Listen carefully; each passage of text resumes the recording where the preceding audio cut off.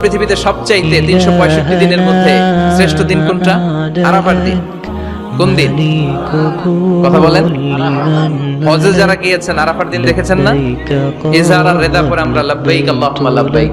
এটা সারা বছরের মধ্যে শ্রেষ্ঠ দিন। আল আরাফা আল হাজ্জু আরাফা।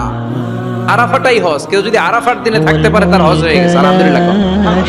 আর হজে সব করেছে, আরাফা করে নাই, হজ হবে না। কথা বলেন, হজ হবে না। তার মানে বছরের শ্রেষ্ঠ দিন আরাফার দিন। এদিন আল্লাহ এত সংখ্যক বান্দাকে একসাথে ক্ষমার ঘোষণা দেন, বছরের কোন দিন এত মানুষকে ক্ষমা করেন না। আবার শয়তান ওই দিনে এতটা লাঞ্ছিত বোধ করে, এতটা অপমান বোধ করে, বছরের কোন দিন শয়তান এত অপমানিত হয় না। এজন্য বিশ্বনবী বলেছেন খায়রুদ দুআ দুআ ও আরাফা, সবচাইতে শ্রেষ্ঠ দোয়া আরাফার দিনের দোয়া।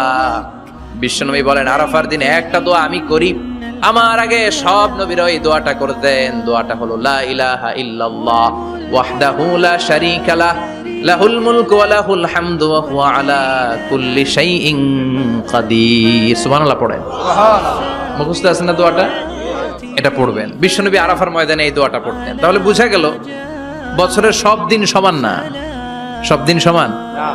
বছরের সবচাইতে শ্রেষ্ঠ দিন হচ্ছে আরাফার দিন।